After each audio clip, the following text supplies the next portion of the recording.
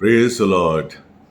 यीशु मसीह के पवित्र सामर्थी नाम में मैं आप सबका स्वागत करता हूं और एक बार फिर मैं आपके समक्ष हूं और एक अच्छा और नया वचन लेकर, ताकि ये वचन आपका जीवन बदले।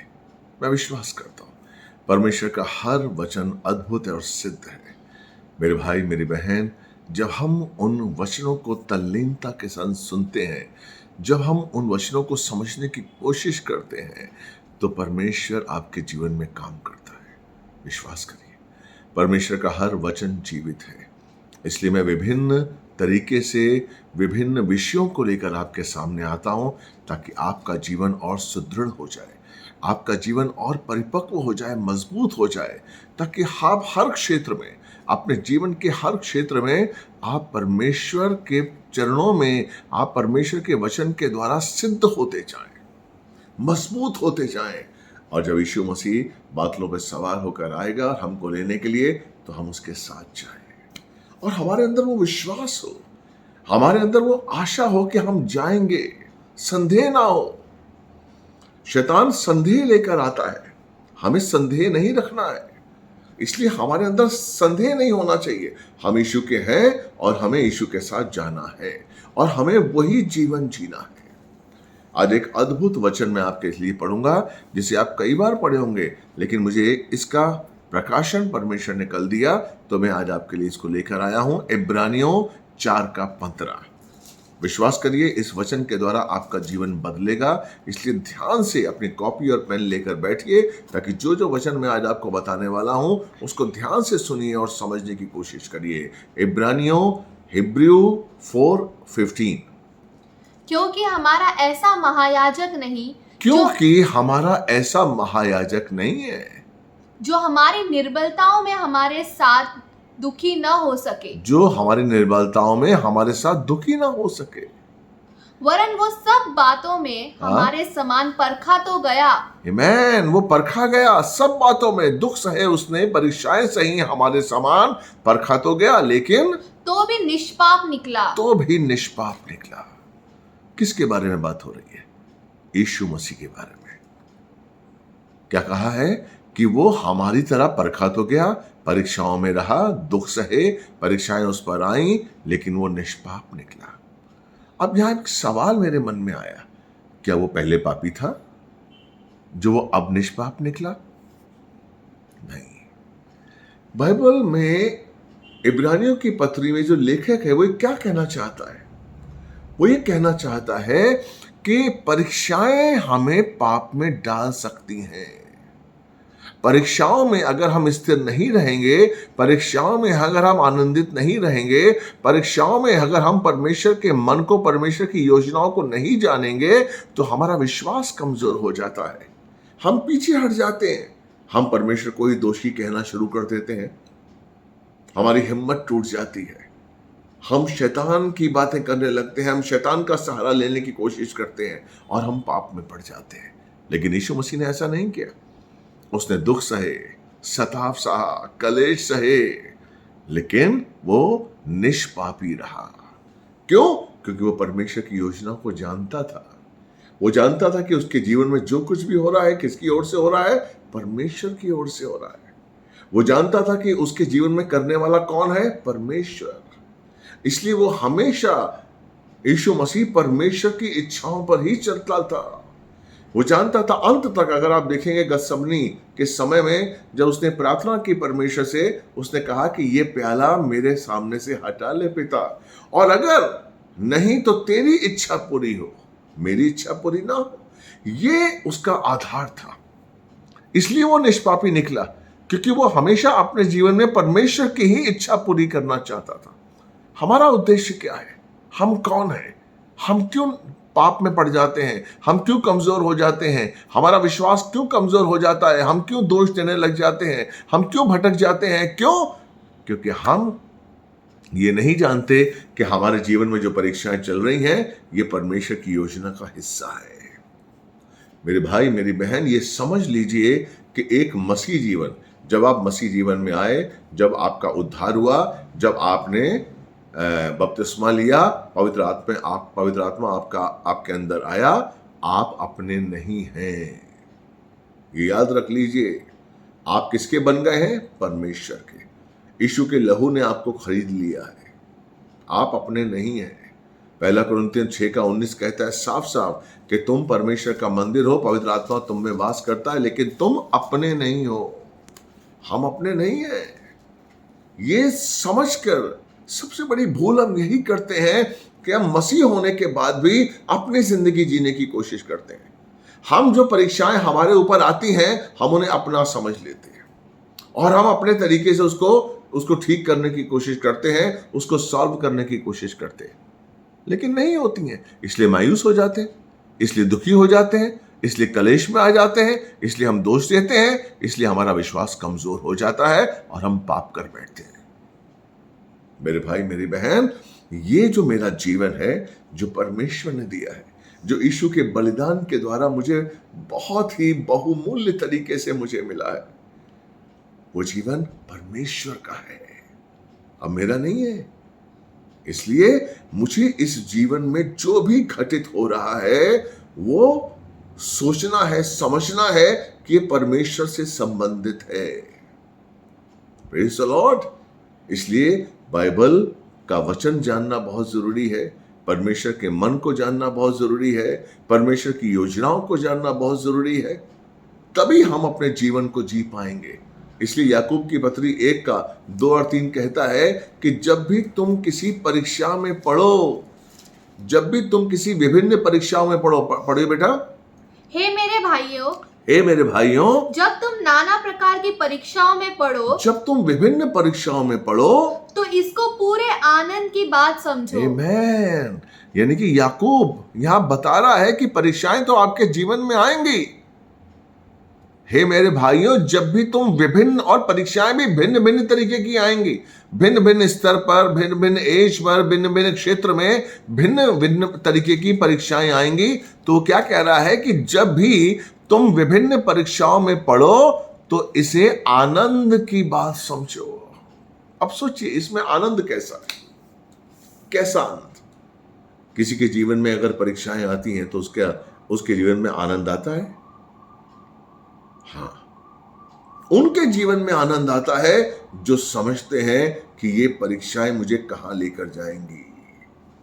उनके जीवन में आनंद आता है कि इन परीक्षाओं से मुझे क्या मिलने वाला है। Praise the Lord. मान लीजिए आप 50,000 की नौकरी कर रहे हैं और जो आपका बॉस है उसने आपको जाना, और जब आपने हो सकता संडे की छुट्टी मांगी, कोई चर्च के लिए काम करने के लिए आपने उससे मांगा, उसने आपको निकाल दिया। उसने कहा नहीं भाई जाइए, आज से आप सर्विस नहीं कर रहे हैं, 50,000 रुपए की सर्विस उसने छीन ली। तो इसमें कैसा आनंद? लोग तो उदास हो जाएंगे, अरे भाई हमसे 50,000 रुपए की सर्विस छीन गई। 50,000 मिलता था जिससे मेरा घर चलता था, मेरे बच्चों की फीस जाती थी, सब कुछ होता था, तो उससे अब 50,000 चले गए। लेकिन जो मसीह होगा, जो परमेश्वर का सेवक होगा, जो परमेश्वर का पुत्र होगा, जिसके पास परमेश्वर की धार्मिकता होगी, जिसके पास पवित्र आत्मा होगी, वो आनंदित होगा। धन्यवाद, प्रेज़ द लॉर्ड। क्योंकि उसे पता है कि परमेश्वर मेरे अंदरूनी मनुष्यत्व को बना रहा है। हालेलुया। मेरा अंदरूनी मनुष्यत्व मजबूत हो जाए, मेरा अंदरूनी मनुष्यत्व परिपक्व हो जाए, मेरा अंदरूनी मनुष्यत्व परमेश्वर के योग्य हो जाए, क्योंकि अंतिम समय में, क्योंकि मुझे एक दिन प्रभु से मिलना है, इसलिए मेरे अंदर वो स्वभाव का होना बहुत जरूरी है। पैसे हो ना हो, मेरा कोई स्टेटस धरती पर हो ना हो, मेरे पास कपड़े हो ना हो, लेकिन मेरे पास ऐसा स्वभाव हो जो मुझे प्रभु के योग्य बना दे। Praise the Lord.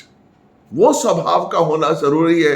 इसलिए वहां पर बाइबल क्या कहती है, याकूब क्या कहता है कि तुम इसे आनंद की बात समझना। क्यों? ये जानकर कि तुम्हारे विश्वास के परखे जाने से धीरज उत्पन्न होता है। ये जानने से कि तुम्हारे विश्वास के परखे जाने से धीरज उत्पन्न होता है। और धीरज क्या पैदा करता है? पर धीरज को अपना पूरा काम करने दो हाँ, कि तुम पूरे और सिद्ध हो जाओ। आमीन, हालेलुया। आपको आपका पैसा सिद्ध नहीं बनाएगा, आपको आपकी ताकत सिद्ध नहीं बनाएगी, आपको आपकी बुद्धि सिद्ध नहीं बनाएगी। आपको सिद्ध अगर कोई बनाएगा तो वह है धीरज। Praise the Lord. आपको मुकुट कब मिलेगा? जब आप स्थिरता के साथ परीक्षा में रहेंगे।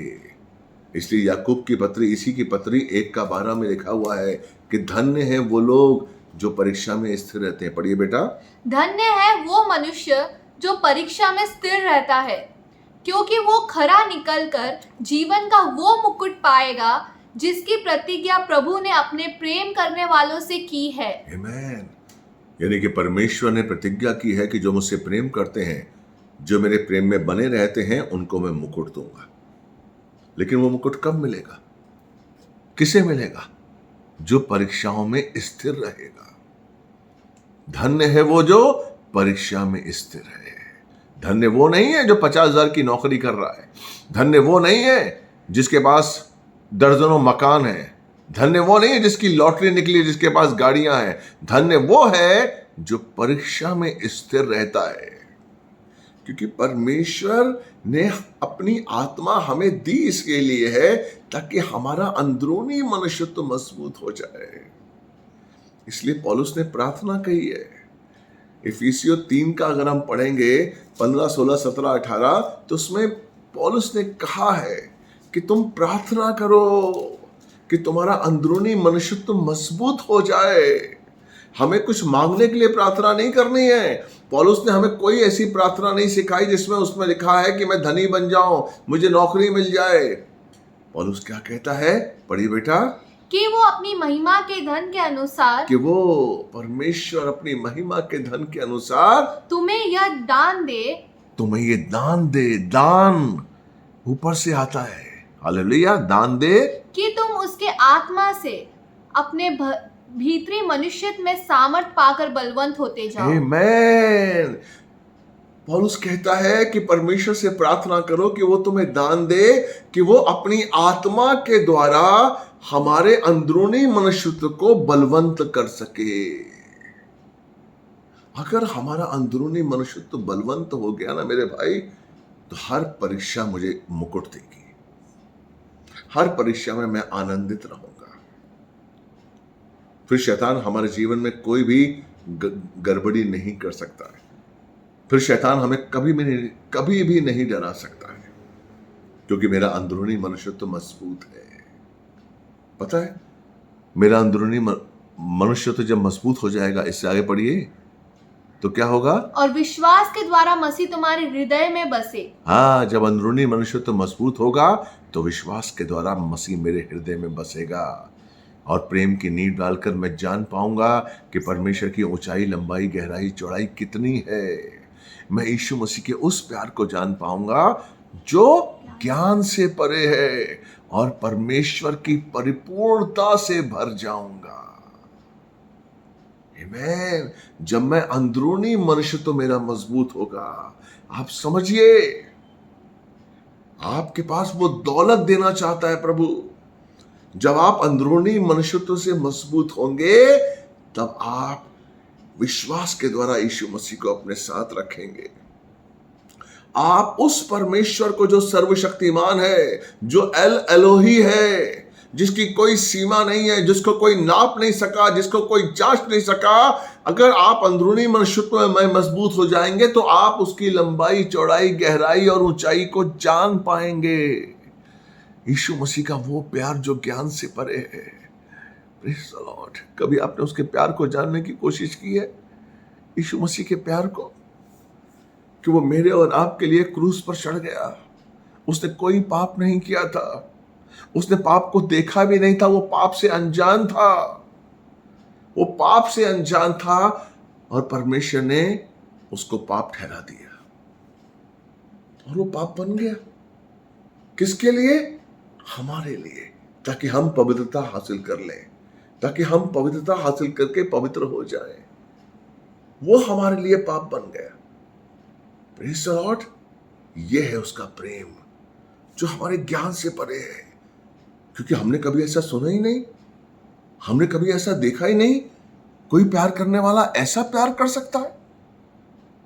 Praise the Lord.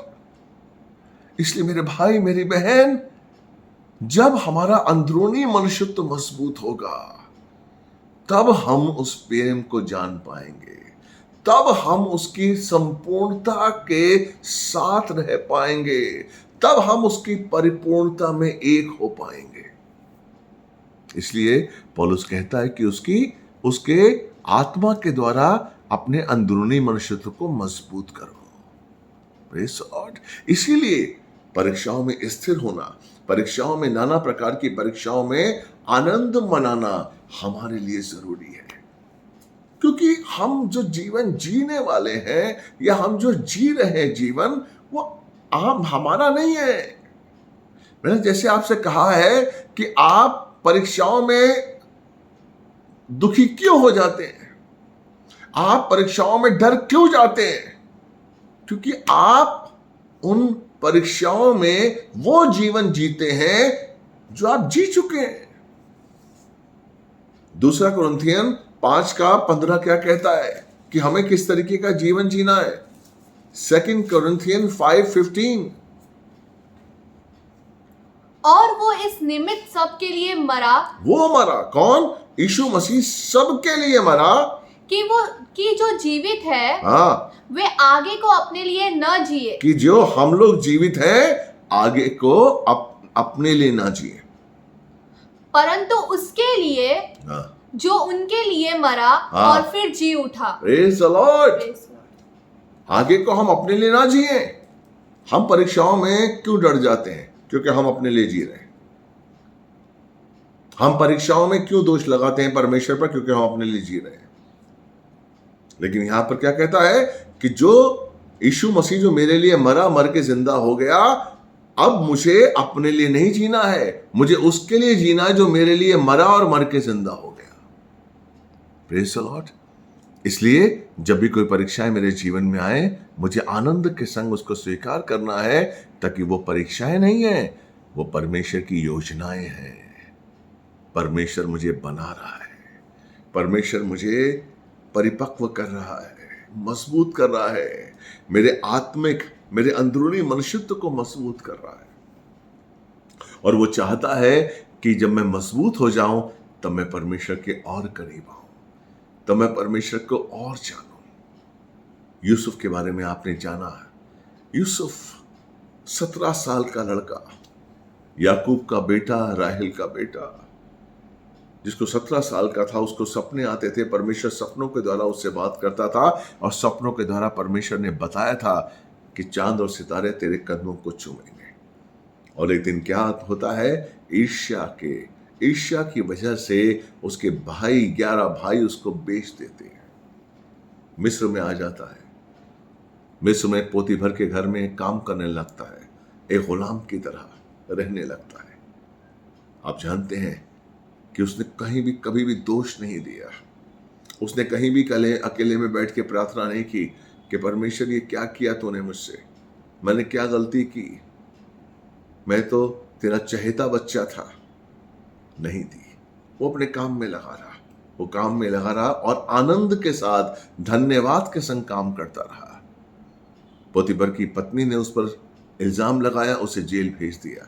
12 साल तक वो जेल में रहा, जेल में खिदमत करता रहा, आनंद मनाता रहा, उत्साह के साथ, और धन्यवाद देता रहा। एक भी उसने पाप नहीं किया, स्थिर रहा। और परमेश्वर ने परीक्षा में रहते हुए जब वो स्थिर रहा तो उसे मुकुट दिया, और वो मिस्र देश का प्रधानमंत्री बना। आमीन।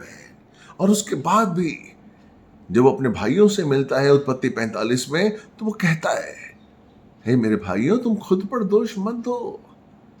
ये तो परमेश्वर की योजना का एक हिस्सा है कि मैं तुमसे पहले मिस्र में आया, ताकि मैं तुम लोगों के लिए खाने का बंदोबस्त कर सकूं। क्यों आनंद मना रहा था वो? क्योंकि वो परमेश्वर की योजनाओं को समझ रहा था। क्यों धन्यवाद दे रहा था? क्योंकि वो परमेश्वर को जानता था, क्योंकि परमेश्वर के करीब था, क्योंकि वो परमेश्वर की लंबाई, ऊंचाई, गहराई, चौड़ाई को जान गया था। मेरे भाई, जिस दिन हम उसकी लंबाई चौड़ाई गहराई को जान जाएंगे, उस दिन हमारे जीवन में जो होता है हम उसका धन्यवाद कहेंगे। हम धन्यवाद कहेंगे कि परमेश्वर ने हमारे जीवन में ये स्थिति लेकर आया ताकि हम बदल जाए, ताकि हम में परिवर्तन आए, ताकि हमारा मनुष्यत्व, जो अंदरूनी मनुष्यत्व है, बलवंत हो जाए। यही प्रभु चाहता है। इसीलिए परमेश्वर ने आपको परीक्षा में डालता है वो। इसलिए यीशु मसीह परीक्षाओं में डालते हुए भी निष्पापी निकला, और एक आम मसीही निष्पापी नहीं निकलता है। या जोब, जो कि अय्यूब, जिसके बारे में आप जानते हैं, किस तरह से वो एक खरा मनुष्य था, खरा मनुष्य था। खुद गवाही परमेश्वर देता है कि अय्यूब जैसा खरा इंसान और धरती पर कोई नहीं है। लेकिन चूंकि शैतान उसको खरा नहीं मानता था, तो परमेश्वर ने उसे आज्ञा दी कि जा तो उसकी परीक्षा कर ले। और जब शैतान ने उसकी परीक्षा की, उसका सब कुछ 1 घंटे के अंदर खत्म हो गया। उसके गाय बैल, उसके बीवी, उसके बच्चे, उसकी बच्चियां, उसका पैसा, उसकी सेहत, सब कुछ 1 घंटे के अंदर खत्म हो गया। और यहां तक कि जब उसके दोस्त, जो उसको जानते थे, जो उसको समझते थे, वो भी उसे दोष देने लगे। लेकिन अय्यूब ने दोष नहीं दिया। अय्यूब जानता था कि मैं कौन हूं। अय्यूब ने क्या कहा? अगर हम अध्याय 23 पढ़ेंगे, 10वां, 11वां, 12वां, तो हम जानेंगे 23, चैप्टर 23, 10, 11, 12। परंतु वो जानता है कि मैं कैसी चाल चला हूं। किसके बारे में बोल रहा है अय्यूब? परंतु वो जानता है कि मैं कैसे जीवन में चला हूं, जीवन में मैं कौन सी चाल चला हूं, वो जानता है। वो अपने दोस्तों को बता रहा है कि तुम लोग मुझे कह रहे हो कि मैं गलत हूं, मैंने कोई गुनाह किया है, इसलिए मुझे ये सजा मिल रही है, इसलिए मेरी ये स्थिति है। लेकिन वो जानता है आगे, और जब वो मुझे ता लेगा, तब मैं सोने के समान निकलूंगा। आमीन।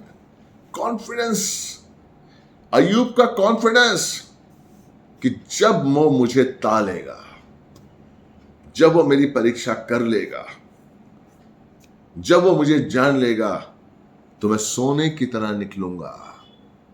Praise the lord, hallelujah. कितना घमंड था उसे अपनी पवित्रता पर, कितना घमंड था कि मैं सही हूं, मैं सही गति चल रहा हूं, मैंने कोई गलत काम नहीं किया है। इसलिए वो मुकुट उसके लिए था। स्थिर था वो अपने परीक्षा में। इतना सब कुछ होने के बावजूद भी उसने दोष नहीं दिया और स्थिरता के साथ अपने जीवन को बिता रहा था। यहां तक कि उसकी पत्नी ने कहा, कह रहे तेरा सब कुछ छिन गया है, अब तो परमेश्वर पर दोष दे और मर जा। पता है उसकी पत्नी को उसने क्या कहा था? ए मूर्ख, क्या मैं परमेश्वर से सिर्फ सुख ही सुख लूं, दुख ना लूं? जो सुख दे सकता है, लेकिन क्या दुख परमेश्वर दे रहा था? नहीं दे रहा था। आमीन। परमेश्वर हमें सामर्थ्य देता है, परमेश्वर हमें शक्ति देता है। हमारे जीवन में परीक्षाएं क्यों आती हैं? ताकि हम और प्रबल हो जाएं, हम शक्तिशाली हो जाएं। 1 कुरिन्थियों 10:13 में लिखा हुआ है कि परीक्षाएं जो हमारे जीवन में आती हैं, वो हमें सुदृढ़ करती हैं। पढ़िए बेटा। तुम किसी ऐसी परीक्षा में नहीं पड़े जो मनुष्य के सहने से बाहर है। परमेश्वर सच्चा है और वो तुम्हें सामर्थ्य से बाहर परीक्षा में न पड़ने देगा। नहीं पड़ने देगा। He knows। परमेश्वर ने आपको बनाया है। वो जानता है कि आप कितने कमजोर हैं। वो जानता है कि आप क्या सह सकते हैं, क्या सह नहीं सकते हैं। देखिए, परमेश्वर का मकसद आपको जांचना नहीं है, परमेश्वर का मकसद आपको बनाना है। वो ये तो जानता है कि आप कमजोर हैं, लेकिन वो ये भी जानता है कि अगर आप परमेश्वर की तरह चलेंगे, अगर आप परमेश्वर की योजना के मुताबिक अपने जीवन को बिताएंगे, तो परमेश्वर रोज ब रोज आपको मजबूत करता जाएगा। अगर हम अपने आप को परमेश्वर के हाथों में दे देंगे, तो आप विश्वास करिए, सच मानिए कि वो आपको इतना मजबूत कर देगा। आप जमीन पर रहते हुए स्वर्गीय आशीषों का आनंद लेंगे। और यही परमेश्वर चाहता है, यही परमेश्वर की इच्छा है कि जमीन पर रहते हुए मैं उन आशीषों को हासिल करूं जो स्वर्गीय है। लेकिन वो कब होंगी? जब आप अंदरूनी मनुष्यत्व, जो परमेश्वर का स्वभाव है, जो परमेश्वर के 9 फल हैं, वो आपके अंदर पूरी तरीके से स्थिर हो जाएं, पूरी तरीके से मजबूती के साथ बैठ जाएं, फल पूरी तरीके से सामने प्रकट हो। हालेलुया।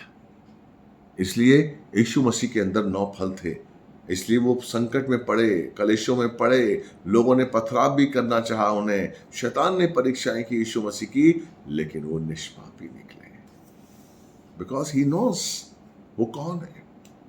परमेश्वर चाहता है कि आप जाने। देखिए, परमेश्वर के जो 9 फल हैं, पवित्र आत्मा के 9 फल, वो आपको बनाते हैं, आपको धीरज देते हैं, आपको आनंदित करते हैं, प्रेम देते हैं, शांति देते हैं, सहनशीलता देते हैं, विश्वस्तता देते हैं।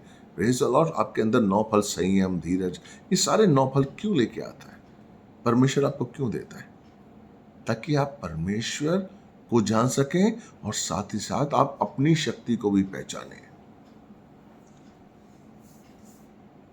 आज एक मसीह अपनी शक्ति को नहीं पहचानता है। मसीह जानता नहीं कि वो मसीह में क्या कर सकता है। एक मसीह को क्या करना चाहिए, एक विश्वासी नहीं जानता है। एक मसीह को कैसा जीवन जीना चाहिए, आज का मसीह नहीं जानता है। वो मसीह तो बन गया है, लेकिन मसीह बनने के साथ वही पुराना जीवन जी रहा है। लेकिन बाइबल क्या कहती है? हमें वो जीवन जीना है जो स्वर्गीय है। कुलुस्सियों 3:2 और 3। हमें वो जीवन जीना है जो परमेश्वर में छुपा है। यस, हमें ये जीवन नहीं जीना है जो हम जीते आए हैं। हम मसीह तो बन गए, लेकिन हम वही जीवन जी रहे हैं जो पहले वाला था। कुलुस्सियों 3:2 और 3 पढ़िए बेटा। पृथ्वी पर की नहीं, परंतु स्वर्गीय वस्तुओं पर ध्यान लगाओ। पृथ्वी पर क्या? क्योंकि हम मसीह हैं, हमें मसीह है, हम स्वर्गीय वस्तुओं पर हमें ध्यान लगाना है। आगे, क्योंकि तुम तो मर गए, हाँ, और तुम्हारा जीवन मसीह के साथ परमेश्वर में छिपा हुआ है। आमीन। हमारा जीवन मसीह के साथ परमेश्वर में छुपा हुआ है। हमें उस जीवन को देखना है, हमें उस जीवन को खोजना है, हमें वो जीवन पाना है। लेकिन कब पाएंगे? जब हमारा अंदरूनी मनुष्यत्व मजबूत होगा, जब हम परमेश्वर की लंबाई, चौड़ाई, गहराई और ऊंचाई को जानेंगे, तब हम मसीह के द्वारा जो परमेश्वर में जीवन छुपा है उसको अपनाकर उसके साथ जिएंगे। और ये हो सकता है, ये हो सकता है। इसलिए हमें स्थिरता के साथ अपने जीवन को जीना है, और ये मानते हुए कि जीवन हमारा नहीं है। ये जो जीवन आपको मिला है ना मसीह के बाद, ये अब आपका नहीं है, ये मेरा नहीं है, ये परमेश्वर का है। आप सोचिए कि परमेश्वर ने जब अपनी आत्मा आपको दे दी है, तो आप कितने बहुमूल्य हैं उसके लिए।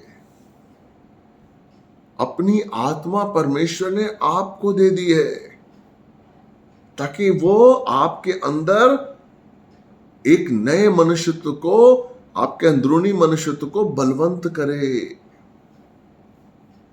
आपने उस आत्मा का साथ देना है। अगर आप उस आत्मा का साथ नहीं देंगे तो आप यहीं रह जाएंगे, आप बढ़ नहीं पाएंगे और अपनी परीक्षाओं में पाप करेंगे, परमेश्वर से दूर हो जाएंगे। लेकिन अगर आप उस आत्मा का साथ देंगे और परीक्षाओं में आनंदित रहेंगे, धीरज और विश्वास के संग अपने जीवन को गुजारेंगे, तो आप परमेश्वर के होंगे और परमेश्वर के चरणों तक पहुंचेंगे और उन 9 फलों के साथ सिद्धता की ओर बढ़ेंगे, और सिद्ध होने के बाद परमेश्वर में एक हो जाएंगे। आप पर ऊपर है, इसलिए हम अपने नहीं है मेरे भाई। आज से ही जान लीजिए, आज से समझ लीजिए कि मैं अपना नहीं हूं, मैं परमेश्वर का हूं, इसलिए मेरे जीवन में जो भी काम हो रहा है वो परमेश्वर के अनुसार हो रहा है। मेरे जीवन में जो कुछ भी परीक्षाएं आ रही हैं वो परमेश्वर की तरफ से आ रही हैं। बस हमें वचनों के अनुसार, उसकी इच्छा के अनुसार हमें आगे बढ़ना है। Praise the Lord. और उसका बने रहना है। हमें कोई भी काम, हमारे अंदर कोई भी विचार ऐसा ना आए जो परमेश्वर के विरुद्ध हो, जो परमेश्वर नहीं चाहता है। Praise the Lord. और हमें अपने आप को पवित्र मानते हुए आगे बढ़ना है। अब पवित्र मानते हुए नहीं, पवित्र मानते हुए हमें आगे बढ़ना है। Praise the Lord. मैं विश्वास करता हूं आज का वचन आपको अच्छा लगा होगा। अगर आपको अच्छा लगा है तो कमेंट बॉक्स में कहिए कि आज के वचन ने आपको छू लिया, आपका जीवन बदला है। और प्लीज़ सब्सक्राइब करिए और शेयर करिए ताकि ज़्यादा से ज़्यादा लोगों तक ये वचन पहुंचे और उनका जीवन बदले। और मेरे लिए भी प्रार्थना करिए ताकि हमारी मिनिस्ट्री और बढ़े और हम दुनिया के कोने कोने तक जाएं और परमेश्वर की सेवा करें। मैं आपके लिए छोटी सी प्रार्थना करता हूँ। हे पिता परमेश्वर, देखने वाले सुनने वाले हर भाई बहन के लिए आशीष मांगता हूँ। धन्यवाद, आपने मुझे ये विषय दिया। धन्यवाद, इस विषय के ऊपर मैं बात कर पाया। आपकी कृपा दृष्टि, आपका आशीष बना रहे। परमेश्वर, देखने वाले सुनने वाले हर भाई बहन को आशीष दीजिए, बुद्धि ज्ञान और समझ दीजिए। परमेश्वर, चंगाई के सामर्थ्य को रिलीज करता हूँ। धन्यवाद देता हूँ। प्रार्थना आपने सुनी, कबूल की। Amen, amen, amen. God bless you. प्रभु आपसे बहुत प्यार करता है।